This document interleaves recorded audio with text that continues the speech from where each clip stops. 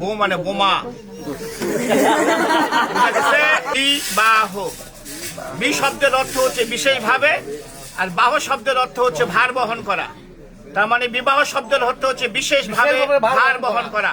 এ ভার শরীরের ভার নয়, এ ভার সংসারের ভার, এ ভার ধর্মের ভার। আজ থেকে সে তোমার সহধর্মিনী। সহধর্মিনী কাহাকে বলে? যে স্ত্রী তার স্বামীকে ধর্মের পথে নিয়ে আসে সে হয় সহধর্মিনী। সহধর্মী তোমার ক্ষেত্রে যে স্বামী তার স্ত্রীকে ধর্মের পথে নিয়ে যাবে সে হবে সহধর্মিনী। তাছাড়া হয়ে যাবে বউ, বউ মানে বোমা। সুতরাং সহধর্মিনী যেভাবে হয় সে কাজটা করতে হবে। আজকে আমরা এখানে আত্মীয় স্বজন বন্ধু বান্ধব সকলকে নিয়ে উপস্থিত হচ্ছি এই শুভ বিবাহ করার জন্য। বিবাহের মাধ্যমে পুরুষ লাভ করে পিতৃত্ব, নারী লাভ করে মাতৃত্ব। এই পিতৃত্ব এবং মাতৃত্বের মাধ্যমে গড়ে উঠে তাদের একটা সুখের সংসার। পিতামাতা, ভাই বোন, আত্মীয় স্বজন, বন্ধু বান্ধব সকলকে নিয়ে একসাথে থাকার তারা সংকল্প করে এই বিবাহের মাধ্যমে। মানুষের জন্ম থেকে মৃত্যু পর্যন্ত 10টি মাঙ্গলিক কর্ম আছে, তার মধ্যে বিবাহ হচ্ছে সর্বশ্রেষ্ঠ। এই বিবাহ এখন সবসময় যারা বিবাহ করছেন তারা জানে স্ত্রী সবসময় স্বামীর বাম দিকে থাকবে। এখনো কিন্তু বাম দিকে যায় নাই, আছে কোন দিকে? ডান দিকে। তুমি পারতিপক্ষে চেষ্টা করবা সবসময় একে বাম দিকে রাখার, চলাফেরা করার জন্য। এটা ব্রাহ্মণ হিসাবে আমার উপদেশ। কেন বাম দিকে রাখলে আমার মতন একজন ব্রাহ্মণ দেখলে মনে করবে এটা তোমার স্ত্রী। ডান দিকে রাখলে আমি ভাবি বোন, অন্য কিছু মনে করতে পারি। যেখানে সম্ভব সেখানে এই কাজটা করতে হবে, সম্ভব যেখানে নয় সেখানে করার দরকার নাই।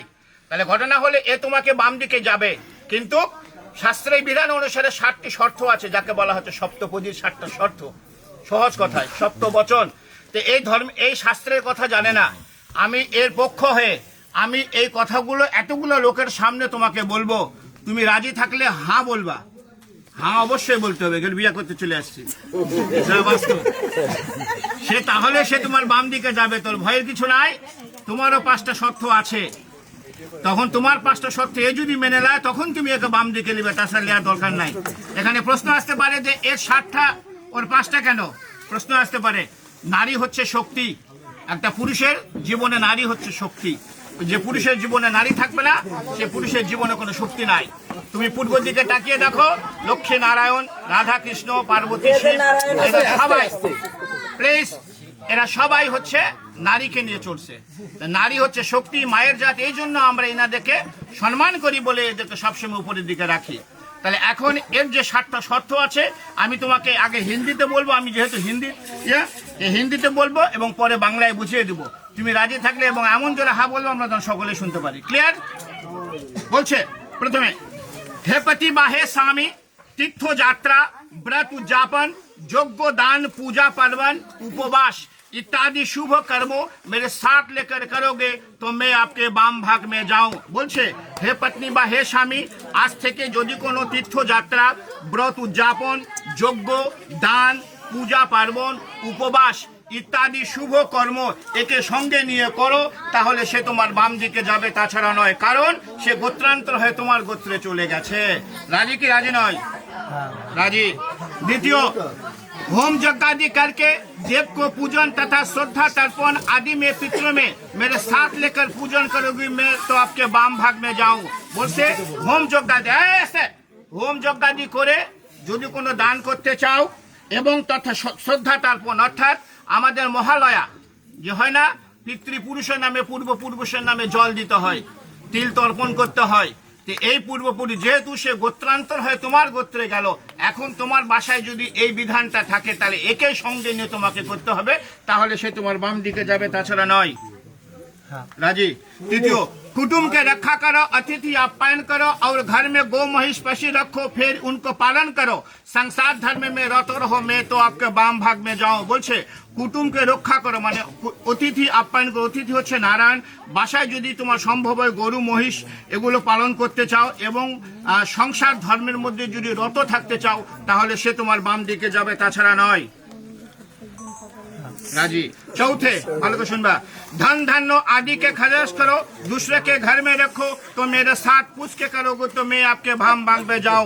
এতদিন যা করেছি এখন থেকে ধন ধান্য আদিকে খরচ করে ইচ্ছা মতন আর খরচ করা যাবে না। দুসরেকে ঘর মে রাখো, অন্যকে যদি বাসায় রাখতে চাও, অন্য যে কোনো হোক, কোনো কাজের লোক হোক তোমার, যে তাহলে এর সঙ্গে একটু পরামর্শ করে তাহলে তোমাকে রাখতে হবে, তাছাড়া নয়। রাজি। पांचवें, मंदिर बगीचा घर तालाब इत्यादि बनाओ, बना के तथा उसके रक्षा करो तो मैं आपके बांग भाग में जाओ। भगवान যদি কোনো সময় কি কৃপা করে তুমি মন্দির বানাও, বাগিচা বানাও, ঘর বানাও এবং বানানে শুরু হবে না, ওদেরকে রক্ষা করো, তাহলে সে তোমার এগুলো পরামর্শগুলো তার সঙ্গে একটু করতে হবে, কারণ সে হয়ে যাবে সহধর্মিণী। তার মানে তার সঙ্গে একটু পরামর্শ করে এই কাজগুলো করতে হবে, তাহলে সে তোমার বাম দিকে যাবে, তাছাড়া নয়। রাজি। এখন এই দুটো ভালো করে শুনবা। परदेश में यह अपना देश में व्यवसाय वाणिज्य चाकरी कृषि काज करके कमा कर लाओ और मेरे संपूर्ण भरण पोषण करो, मेरे बाबा माँ भाई बहन आत्मीय स्वजन के सम्मान करो तो मैं आपके बाम भाग में जाऊं। निजेर देश होक विदेश होक, যার যে কর্ম ব্যবসা বাণিজ্য চাকরি কৃষি কাজ করে ইনকাম করে এনে এর সম্পূর্ণ ভরণ পোষণ তোমাকে করতে হবে, এর বাবা মা ভাই বোন আত্মীয় স্বজন যেগুলো আছে তাদেরকে সম্মান করতে হবে, তাহলে সে তোমার বাম দিকে যাবে, তাছাড়া নয়। রাজি। এটা একটু ভালো করে শুনো তুমি, অবশ্য তোমার কাছে কোনো সমস্যা নেই। সাতवें, आज से हम आपका पत्नी सब सुख दुख भाग करके लेऊंगा और रत्न तो हीन भावना और कामना हुए, परंतु पर स्त्री और पर नारी के नाश हो तो मैं आपके बाम भाग में जाऊं। কি বলছে? আজ থেকে আমি তোমার পত্নী, আমরা একে অপরের সুখ দুঃখ ভাগ করে নিব, অত্যন্ত হীন ভাবনা ও কামনা হয়ে, परंतु पर स्त्री অন্য কোন স্ত্রী পর নারীকে নাশ হও, অর্থাৎ একে আজ থেকে যে চোখে দেখা যাবে এই চোখটা আর অন্য কোন নারীর প্রতি দেওয়া যাবে না, তাহলে সে তোমার বাম দিকে যাবে, তাছাড়া নয়। সবচেয়ে গুরুত্বপূর্ণ এটা। তোমার 7টা শর্ত সে মেনে নিছে, আমরা শুনছি। এখন তোমাদের 5টা শর্ত আছে, তোমাকে বলবে, তুমি যদি মেনে নাও তাহলে সে তোমাকে বাম দিকে নিবে, তাছাড়া কিন্তু গুটে টালমা চলে যাবে। ভালো করে শুনবা। बर बोलছে, हे पत्नी मेरे चित्त के अनुकूल तुम्हारा चित्त रहेगी और सदा सदैव मेरे आज्ञा पालन करेगी तो तुम्हारा कहा हुआ वचन मैं मान लूंगा। बोलছে, हे पत्नी मेरे चित्त के अनुकूल, चित्त শব্দের অর্থ হচ্ছে মন, ওর মনের অনুকূলে তোমার মন সদা সর্বদা থাকতে হবে এবং তার আজ্ঞা পালন করতে হবে, তাহলে সে তোমাকে বাম দিকে নিবে, তাছাড়া নয়। রাজি। बर बोलते, सदा सदैव तुम प्रतिव्रत धर्म में प्राण रहोगी और प्रति सेवा करोगी तो तुम्हारा कहा हुआ वचन मान लूंगा। সে বলছে তুমি সদা সदैव প্রতিব্রত যে ধর্মটা আছে সেই ধর্মটা তোমাকে পালন করতে হবে, আর প্রতি যে সেবাটা আছে সেই সেবাটাও তোমাকে করতে হবে, তাহলে সে তোমাকে বাম দিকে নিবে, তাছাড়া নয়। আচ্ছা, এখন ভালো করে শুনবা এই কথাটা কিন্তু। বুঝছো? बर बोलते हैं, बोलছে, आज से तुम्हारा सास सिंहार जब मैं घर रहूंगी तब तुम पूरा तरह से करोगी, अन्यथा नहीं, इसलिए तुम्हारा सब सास सिंगार मेरे लिए है। बर বলছে, স্বামী যখন, প্রত্যেক নারীরই কর্তব্য, যারা আছেন বিবাহ করছেন তারা জেনে নেন, প্রত্যেক নারীরই কর্তব্য, স্বামী যখন বাসায় থাকবে তখন নারীদেরকে উচিত অত্যন্ত সেজে গুজে থাকার। স্বামী বাসায় নাই, সাজার কোনো দরকার নাই, কারণ এই সাজ দেখার অধিকার সম্পূর্ণ হচ্ছে স্বামীর। ওই একটা শর্ত দিয়ে আসছে, ওই যে পরান্ত পর স্ত্রী না কর, এই যদি সেজে গুজে অন্য জায়গায় থাকে অন্যজনের চোখ পড়বে। এজন্য স্বামী যখন বাসায় থাকবে প্রত্যেক নারীদের সেজে গুজে থাকতে হবে, স্বামীর চোখ যায় অন্য কোনো নারীর প্রতি না যায়। স্বামী যদি বাসায় থাকে সাজবে, স্বামী বাসায় না সাজা দরকার নাই। স্বামী যদি তোমাকে সঙ্গে করে কোথাও নিয়ে যায়, তুমি যত পরিমাণ সেজে গুজে যাবা তাহলে সে তোমাকে বাম দিকে নেবে, তাছাড়া নয়। রাজি। আজকালকার যুগে স্বামী যখন বাসায় থাকে মেয়েরা কি করে? ম্যাক্সি পরে থাকে।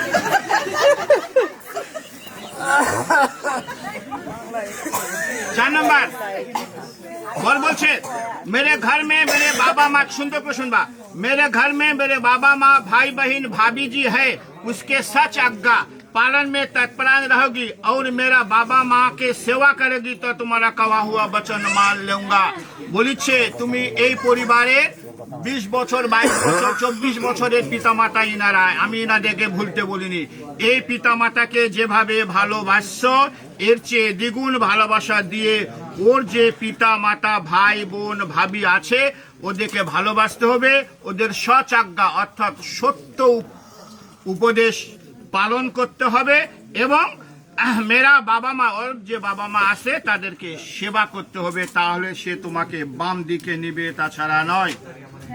রাজি।